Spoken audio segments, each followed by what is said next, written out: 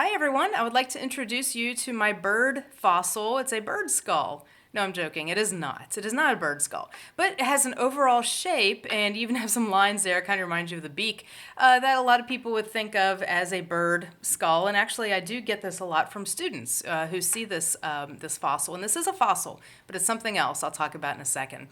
The reason why I wanted to talk about this is a really good example of what, as fossil hunters, we often come across called pareidolia, which is where we see an overall shape and we recognize it because we're really good at trying to find patterns, even where they don't really exist.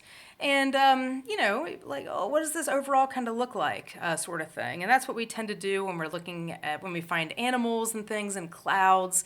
And it's definitely something we do in the rocks around us. And that's okay. It's fun to do. It's fun to, see, wow, that looks like this or that. But when we're actually trying to identify fossils, we're looking at geology and we're looking at anatomy. And right away, we could tell, as far as anatomy goes, yeah, there's nothing birdy about this. We would have tons of tiny little lightweight little bones making up a skull, and it wouldn't be just a loose piece that I plucked from some kind of coarse-grained sediment. We would need exquisite preservation, which means really fine sediment, really calm depositional environments, like maybe a lake or a lagoon, in order to get that sort of thing. So yeah, there are bird skulls preserved in the rock record, but they require conditions like this. So this is from a very famous geological formation called the Green River Formation of Wyoming. This is Eocene in age, so about 40 million years old.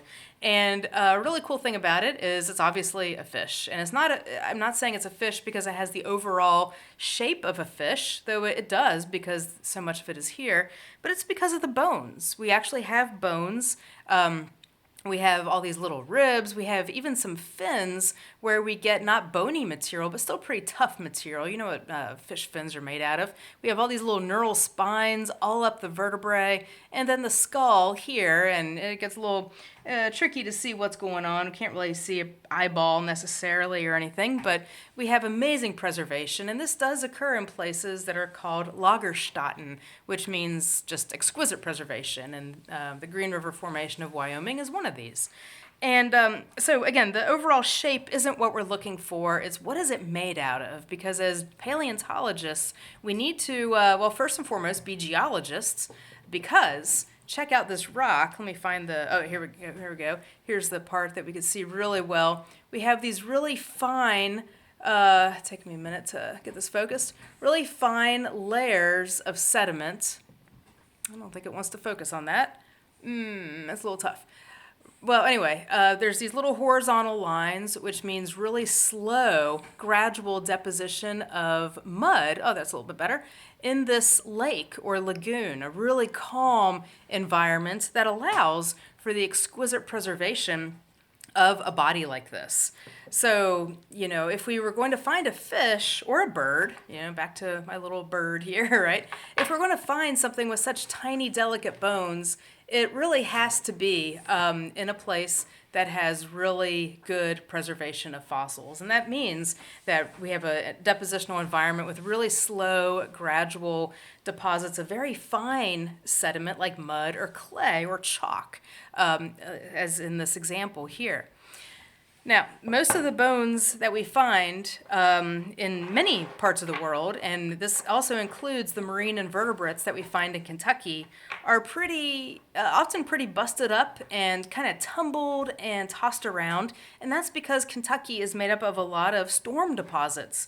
These were there were ancient hurricanes that would toss up this shallow sediment, including the life in it, the little seashells, and redeposit it. And that's not an environment that's conducive to really good preservation of anything really delicate, like, for example, fish or birds.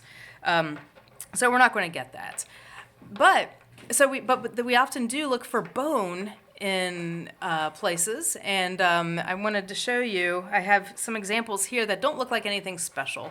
This looks like, I don't know, just nothing special. These are all bits and pieces of dinosaur bone, though.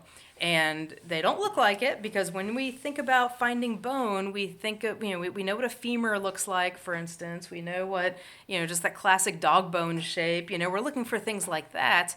We might even know a bit about human anatomy, and we might see things like that. But in Kentucky, those are likely to be plant fossils like Stigmaria or Calamites. In some places where I've done fossil hunting in Montana, bone is actually not going to be nice and long because it's often broken up. This stuff is old. It's been, tossed around and broken up.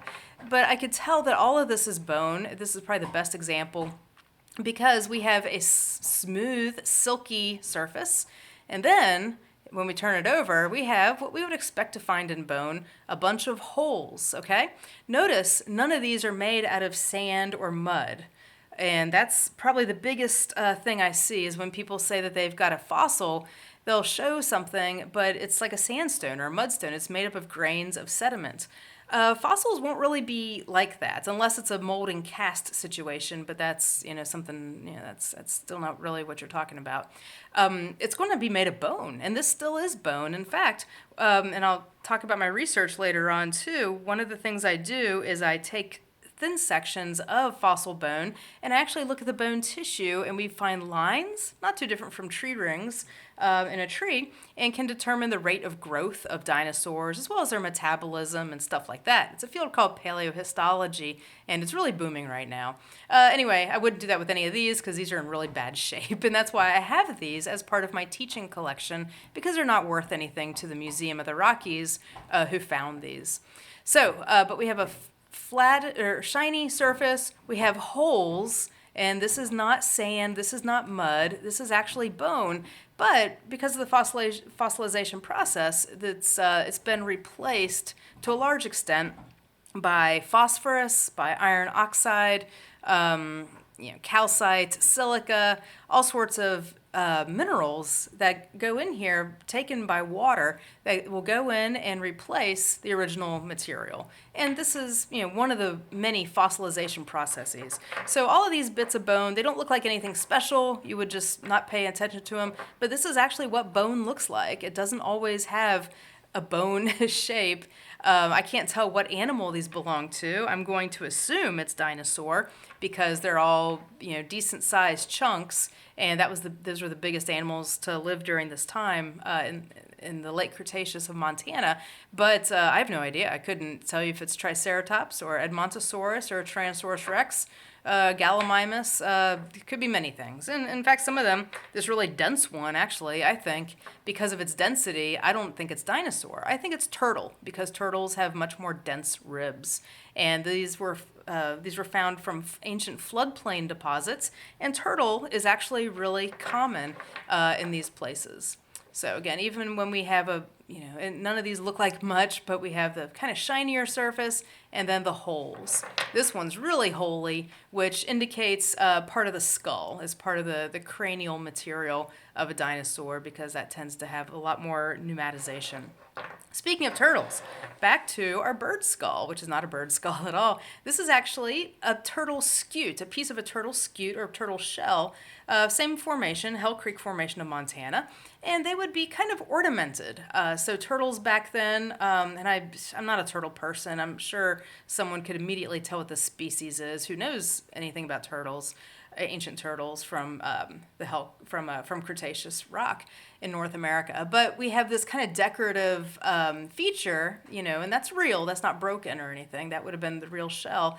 That would have probably been maybe towards the end of his tail, or not the end of his tail, the edges of his shell, kind of the back part of his shell, perhaps, something like that. So anyway, remember, bone will not necessarily look like bone, but it has to have that flattish, shiny surface and then holes on the inside. And hey, when we're in Kentucky, we need to also be thinking about depositional environment as well, because geology is very important, just as important as anatomy to our study of fossils.